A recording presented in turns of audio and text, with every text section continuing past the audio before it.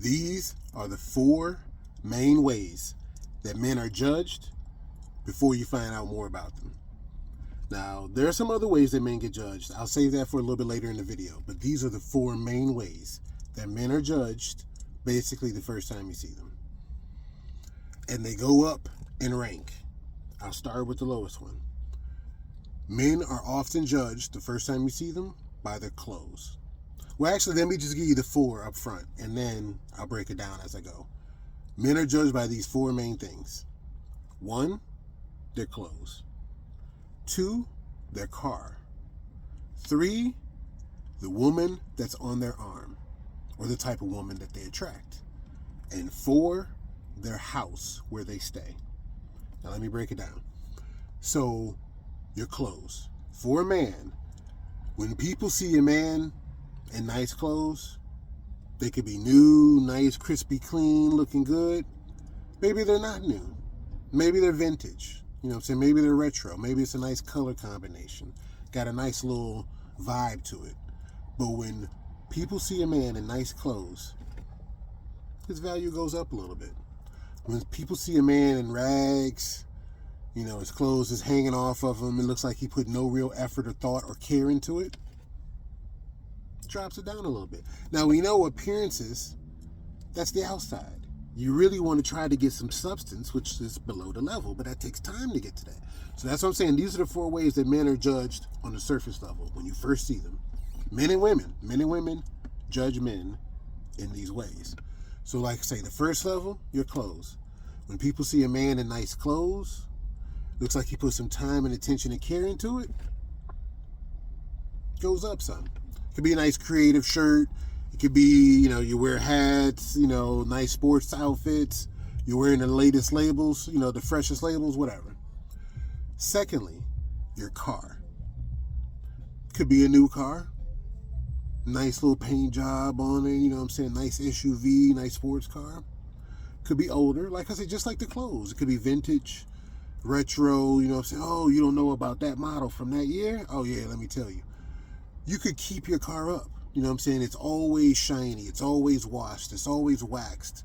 You know what I'm saying? It's all the parts and repairs that you need on it. Nothing on the car is in need. You got this car totally hooked up. Your value goes up. Maybe you got a car. It's not so much that it's beat up. It's not so much that it's got a dent in it or that you had an accident. It just looks like you really don't give a fuck. It looks like you just used this car from transportation from A to B, and that you think this car doesn't represent you. It does a little bit. It doesn't. Or inside the car. The car is trashed inside. There's food boxes, fast food containers, you know, spills, rocks, and all different other type of stuff in your car. You know, markings, ink markings. Somebody was writing, some little kid was writing in your car. Whatever. Value goes down. Does that mean anything about who you are as a person? Not necessarily.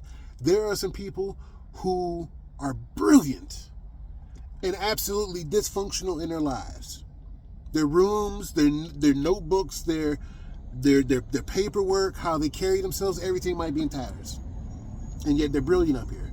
And there's some people who are meticulously clean, meticulously, you know, they keep their shit together, they keep their shit in order, and they're idiots. Or they're dysfunctional. They don't know how to relate to people. So what I'm saying is, on a surface level, when people see you, when people see men in particular, they judge him first off on his clothes, second off on his car, third off on the type of woman he has on his arm, type of woman he's in a relationship with, type of woman he goes after, the type of woman he attracts. So I made another video about this. Go check out some of the videos I got in my playlist, because I talk about different shit from a Gen X perspective. I'm a young Gen Xer, still in my 40s. The clock is ticking though, y'all. So I talk about different stuff from a 40-year-old Gen X perspective. But a lot of times you hear people talk shit about their exes, or even who they're in a relationship now. They represent part of who you are. You are represented by who you fuck with. You can't separate the two. Oh no, I'm someone of value, but these people over here, they all, you know what I'm saying, they trash. No. You fuck with trash because you related to trash. You trash. So you can't act like, no doubt, your relationships fall apart, people change, yada, yada, yada. But I'm saying at the core of it, you have people that talk trash about who their exes were and what they did, or right now who their spouse is and how their spouse ain't shit, or how they wish they could change this about their spouse. Your spouse represents you. Your girlfriend, your boyfriend, they represent you. Your ex-boyfriend, your ex-girlfriend, they represent you, or they represent you at that time. It's very difficult to separate the two. So that's why when people see you as a man and they see the type of woman that you fuck with, the type of woman that you go after, the type of woman that's on your arm, it reflects upon you. You got a woman that's attractive? Yeah, it's a good chance that's going to boost your value. You got a woman that knows how to carry herself? It's a good chance it's going to boost your value. You got a woman that's got money, that makes her own bread, that's smart, that's putting things together, making things happen? It's probably going to boost your value. You got a woman that's out here starting shit. You got a woman out here that's scandalous. You can't trust a word that's coming out her mouth. You don't know where she been at or what she been doing. So a lot of times dudes go out and they got this woman on their arm and she looks a particular way. I'll let you fill in the blank. She looks a particular way. And so they think that this woman makes him look on a certain level, and it may be just the opposite. Where sometimes a dude don't really know the treasure and the beauty and the value of who he's fucking with because he thinks she down here. But the way she carry herself and how she keep herself together and this and that, she really up here. And dudes can't wait to swerve and holler at her. So, you know, as always, it's about perspective. But once again, dudes, tell me if I'm wrong. Hit me up in the comments. Let me know what your experiences are. If you agree, you disagree, you got some stories to share. But from the little shit that I've seen, on surface level, I'm not talking about below surface level. The things that's below surface level is how a man makes you feel. People judge that. How does he make other people feel? Does he lift them up or does he tear them down? You know what I'm saying? Does he help them or does he always need help? Is he good with kids? I mean, even certain stuff like your posture. Like, you know what I'm saying? There's different ways that people are judged, of course. Deeper below the surface. It takes how someone is with money. You know what I'm saying? How someone is in social situations. These are other ways that men are judged. How a man moderates and controls his temper. That's something that men are often judged on, but it takes a little bit of time. It's not something you necessarily see the first time you see them. But on a surface level, for a lot of the men, a lot of situations, you're judged on these 4 things. You're judged on your clothes. You're judged on your car. Could be bought, could be leased, don't matter. You're judged on your woman. What type of woman you keep on your arm, what type of woman you go after, what type of woman you attract. And towards the top of the 4 main ways that men are judged, immediately judged out here, is your house. And when I say house, I mean your house or where you rent, where you stay, where you dwell, where you rest your head. So you could be a smooth ass dude, got a nice car. I mean, got nice clothes, got a nice car, you attract nice women, but you sleep in your nice car. Brings you down a little bit. You also could be a dude, your clothes ain't nothing spectacular about them. Your car, you could do much better. Your woman, you could do even better. And yet you stay in a real nice place. It's your house. You bought it. You paying the mortgage on it. You paid it off. You paying the rent on it. You can afford it. Nice wood floors, high ceilings, chandeliers, all of that shit, marble, whatever the fuck, your value goes up. Now, I'm going to break down why these things matter when people first see you. Going back to your clothes. When people see someone who's put some time and attention into their clothes, it makes them think they've put some time and attention in their life. It makes them think that they put some time and attention into their brand. Diversified, your boy, the brand. Why am I called Diversified, the brand? Because I try to be diversified. In business, I'm diversified. In my friendships, I'm diversified. In my relationships, I'm diversified. So your clothes are that type of representation of you. If you look like you put some time and attention and care into your clothes, people think you put time and attention and energy into your life. And for women, it makes them think he might put some time and attention and energy into my life. Again, go check out some of my other videos where I talk about men essentially want one thing: access. There's this big, obvious door, this big, beautiful door called sex. We need access into there. Women have to grant us access. We want access. Women have about 5 or 6 smaller doors. Sometimes you don't even see them, and they want you to take them through those doors and cater to them. Women want attention. So what I'm going to is when women see a man who's put time and care and attention into his clothes, on a subconscious level, it makes them wonder, think, or hope that that man is going to put time and attention and care into them. When they see a man, when people see a man and women, like I said, this goes for men and women. When you see a man who's got a nice car, the reason why it elevates their value is because, for various reasons, much of it capitalistic and commercial, the nicer looking the car may not necessarily be new, may not necessarily be expensive, but the nicer looking the car, again, people equate it with you put time and attention and care into it. Now, if it also happens to be newer, if it also happens to be expensive, if it goes from 0 to 100 in half a second, you know what I'm saying? If it goes off-road and you can drive on the surface of the moon or Mars with it, whatever the fuck, it boosts the value. But the point is that people think that you put time and care and attention into it. So when a woman, not just women, but when people, especially women, when they see a man with a nice car, they think, oh, I might be able to ride in that car. I might be able to drive that car. But really, I might be able to become a part of this man's life who looks like he puts time, care, and attention into things. Attention, I told you, women really, really want attention, even if they play it off. Thirdly, when people see the type of woman that you carry, the type of woman that you fuck with, the type of woman that you attract, if you will go for anything, any woman that will toss you a look, any woman that might possibly give you a piece of ass, any woman that might let you just in some type of way get something from her, that lowers your value. When you look like you might be selective, maybe you're selective on the looks, maybe you're selective on how the woman dresses, maybe you're selective on how the woman talks or carries herself, maybe you're selective on race, whatever. But if you look selective, time, attention, and care, it mattered to you. So when you finally holler at that woman, or she hollers at you and you receive her game, it boosts your value in her eyes because you kind of boosted her value by not making her think you was just anybody. You was just anybody to be got. No, I said no to a couple of others, but I said yes to you.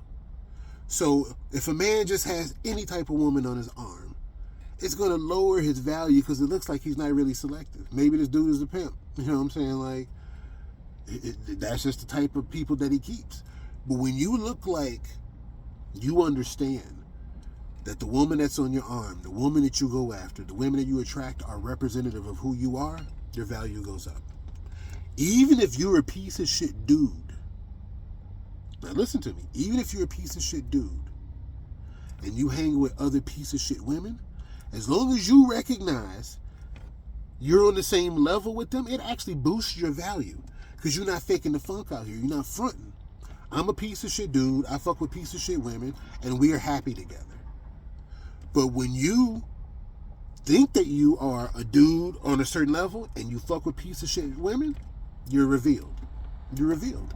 And also, if you think you're a piece of shit dude and you're trying to fuck with elevated women, again, it's going to be revealed.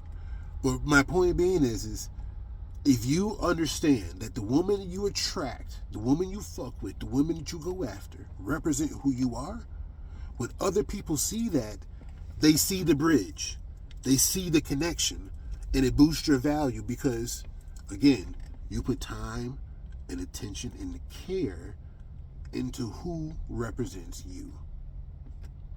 Finally, your house. You bought it, you're mortgaging, you're renting it, whatever. Even if you staying here with somebody, but it's a nice looking house. You know what I'm saying? This don't look like some place where people just trying to squeeze up in here. It is what it is. Many of us have been there. on our way climbing up the monetary ladder. But, you know what I'm saying, or in college in your younger years, you sleep wherever the fuck you can close your eyes at. But what I'm saying is where you call home, even if you sleep in your office, you rent a little space, you got a little space, it's really your office, but money is so tight, times are so tight, you actually sleep in your office.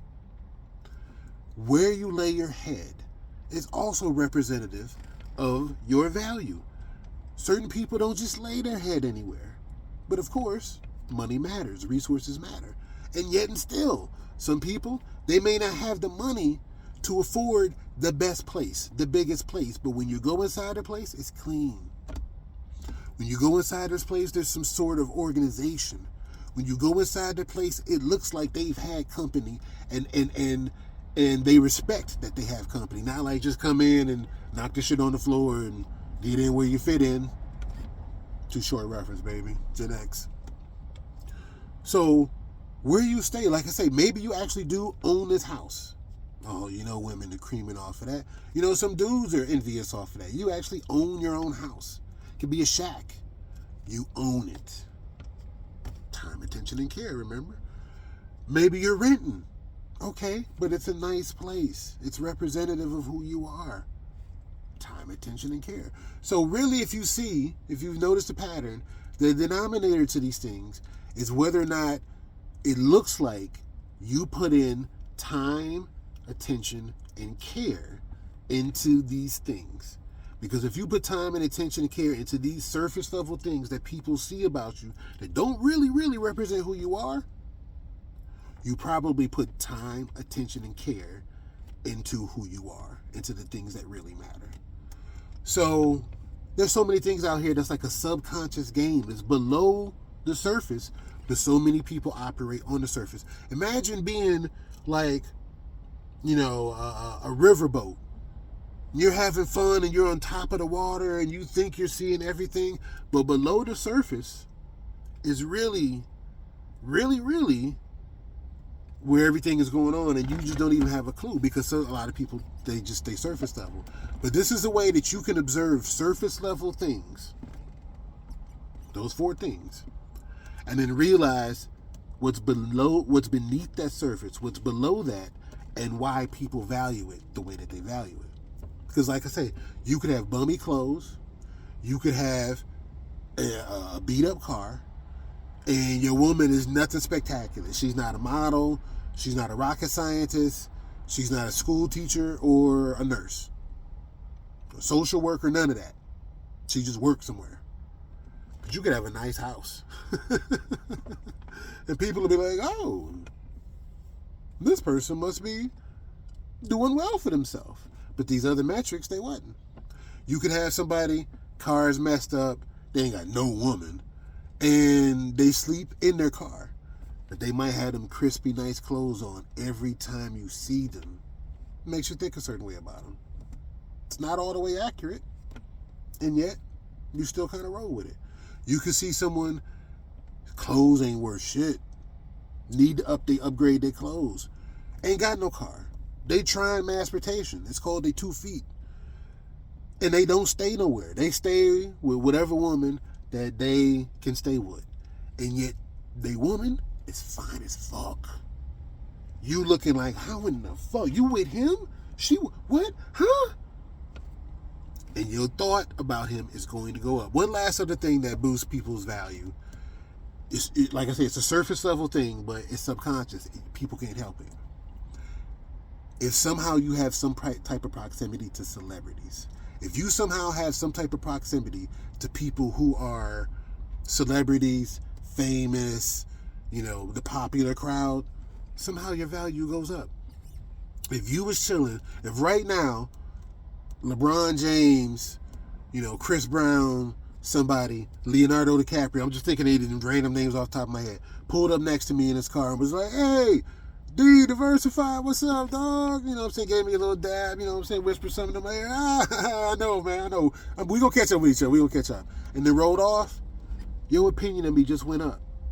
You don't know what the fuck we just talked about. You don't know how we know each other. You don't know nothing.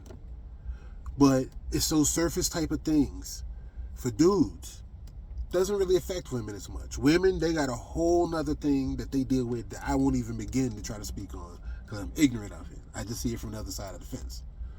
But some of the things that men have to deal with, like I say, on the surface level, you want to up your game, you want to change the first impression that people often see of you, upgrade your clothes, upgrade your car, upgrade your hoes, and upgrade where you are, where you stay. I'm just spitting it to you raw. Upgrade your clothes, upgrade your car, upgrade the women that you fuck with, and upgrade where you stay, how you live. And people to think differently of you, whether it's accurate or not. So this your boy. As a Sigma male, I don't too much give a fuck about what people think. But for business purposes, for personal purposes, we all think about our brand. We all think about, how we represent ourselves. We should, at least. So in that aspect, we all out here trying to up our game. But this your boy. I'll holler at you.